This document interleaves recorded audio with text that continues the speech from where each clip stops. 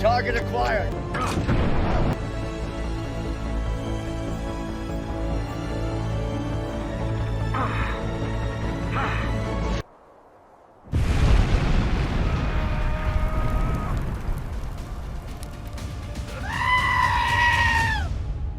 Oh, that's gonna leave a mark.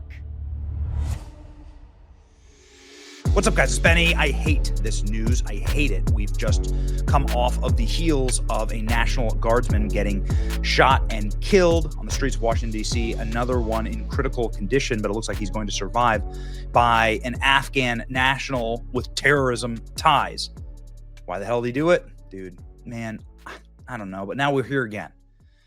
I mean, I wonder why.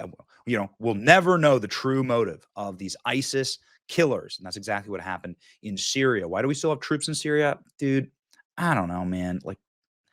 Doesn't seem like a good idea. Anyway, 2 army soldiers, interpreter killed in Syria ambush attack.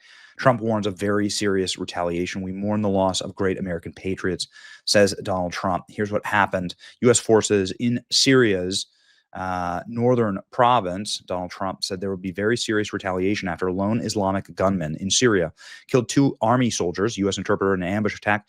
Chief Pentagon spokesperson Sean Parnell announced earlier that the soldiers were interpreters targeted in central Syria, town of Palmyra, in an attack that left 3 others wounded. U.S. Central Command said the deaths and injuries were results of an ambush, a lone ISIS gunman. We mourn the loss of the great American patriots in Syria, 2 soldiers, a civilian interpreter. Likewise, we pray for the 3 injured soldiers. It has just been confirmed they are doing well. This was an ISIS attack against the U.S. Syria is a very dangerous part of Syria, and this is fully controlled by them, Trump wrote on Truth Social. You can see right here. The president of Syria is extremely angry and disturbed by this attack. There will be serious retaliation. Thank you for your attention to this matter. The president of Syria was just at the White House meeting with Donald Trump. He was a former member of ISIS. It's just FYI. He had a $10 million bounty on his head from our own CIA. In comments to reporters outside of the White House, Trump said, ISIS is attacking us in Syria. And again, we mourn for the loved ones. They were conducting key leader engagement. Their mission was support for ongoing counter-ISIS and counterterrorism in the region. Here we go. Here's the former terrorist, I think. Right? I think that's the right way to say it. He's not the president of Syria. Anyway, he just met with President Trump. They seem to have a good rapport. Not the first time that they've met. They've met a couple times. Here's President Trump outside of the White House commenting on going effectively, maybe not going to war with Syria, but doing major military countermeasures here. So we mourn the loss of 3 great patriots in Syria. You know how it happened. There was an ambush, terrible. We also have 3 wounded. They seem to be doing pretty well. So we mourn the loss. These are 3 great people. And it's just a terrible thing. Syria, by the way, was fighting along with us. The new president of Syria is, as they told me, and I'm not surprised, he's devastated by what happened. This was an ISIS attack on us and Syria. And again, we mourn the loss and we pray for them and their parents and their loved ones. Very, very sad. Mr. President, will the U.S. retaliate against ISIS? Yeah, we will. And should U.S. forces attack again? You're going to be seeing. And should the U.S. still be We will retaliate. Thank you very much. And Pete Hegseth coming out strong as well as President Trump. Secretary of War Pete Hegseth, the savage who perpetrated this attack and killed by partner forces, let it be known, if you target Americans anywhere in the world, you will spend the rest of your brief, anxious life knowing the United States will hunt you, find you, and ruthlessly kill you, he said in a post on X. That's great to have. It's great to have true dudes back. Oh, why are we in Syria? Man, I don't know, man. Seems like an area that we should not be operating in. It seems too dangerous, right? You don't want to have targets in these kind of areas. The United States CIA and military forces are reportedly deeply involved in securing and stabilizing the region in Syria. The injured in Saturday's attack were taken by helicopter to a garrison near the border with Iraq and Jordan, the Associated Press says, and they are in stable condition. There's actually 900 U.S. troops in Syria. Dude, why? The U.S. had 8 bases in Syria to keep an eye on ISIS since the U.S. military went in to prevent the terrorist group from setting up a caliphate in 2014. On Monday, tens of thousands of Syrians have flooded the street in Damascus to mark the first anniversary of the Assad regime's collapse. Many of the U.S. bases have since been closed down and turned over to the Syrian forces. Okay. There it is. This is the dude right here. Ladies and gentlemen, here's more from Fox News on the actual attack.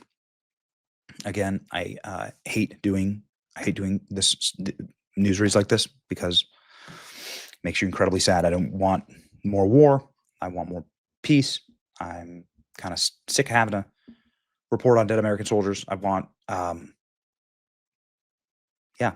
just don't. I want the shutdown of these. I want the shutdown of these regions. I'd be totally okay, frankly, with the shutdown of our bases in these regions. I hate it that we're operating inside of ISIS area, right? Like work with guys like this and let them do the dirty work, right? Not our guys. Bring them home. That's my stake. But I'm just a dude. I'm just a dude on social media. So whatever. It's your boy Benny. Like, share, and subscribe. Pray for the troops. And here's Fox News. The Pentagon now investigating today's deadly ambush in Syria. 2 U.S. soldiers and a civilian American interpreter killed during a joint mission. Officials are assessing what happened and what it means for U.S. operations in the region. Our Lucas Tomlinson is at the White House. He has the latest for us. Lucas. Well, good afternoon, John. This is the first time American forces have been killed in combat since President Trump returned to the White House. As you mentioned, 3 Americans were killed in an ambush in central Syria, 2 U.S. Army soldiers and 1 civilian interpreter. It happened during what the Pentagon called a key leader engagement in central Syria in Palmyra. That's a former ISIS stronghold. It's an historic city, has former Roman ruins. The big question surrounding this event, John, is what was so important that American forces had to go on patrol with Syrian forces, partnered forces, go to this meeting in central Syria to engage someone. And for any of our viewers who have deployed to Iraq or Afghanistan or had sons and daughters that did so as well, those key leader engagements are very tense time. It's probably when U.S. troops are the most vulnerable. If you are the part of the cadre who are meeting the key leader, you're probably putting your rifle against the wall. It is a time that it can be potentially vulnerable. Now, there are reports, John, out of the Syrian government that this shooter, who the Pentagon calls a lone ISIS gunman, but the Syrian government is saying this was a low-level member of the Syrian forces and that this was potentially an insider attack. Again, that is not confirmed by Fox News, but that is the story out of Syria right now. Let's remind our viewers how we got here. Just a year ago, Bashar al-Assad, the previous ruler of Syria, fled the country, went to Moscow, and the new president of Syria was part of the opposition forces. He, at one time, had a $10 million bounty on his head by the U.S. government, al-Shara, and he had ties to al-Qaeda. And that is the story out of Syria right now, is that this alleged shooter had ties to al-Qaeda. So there's a lot of parts of this story that still need to be unpacked. The Pentagon is calling this a lone ISIS gunman. The question right now is what was so pressing that American forces had to partner with Syrian forces to not just patrol, but to go do this key leader engagement. Who were they meeting? Why were they meeting him? And that is part of the investigation right now, John. Questions yet to be answered. Lucas Tomlinson. Thanks, Lucas.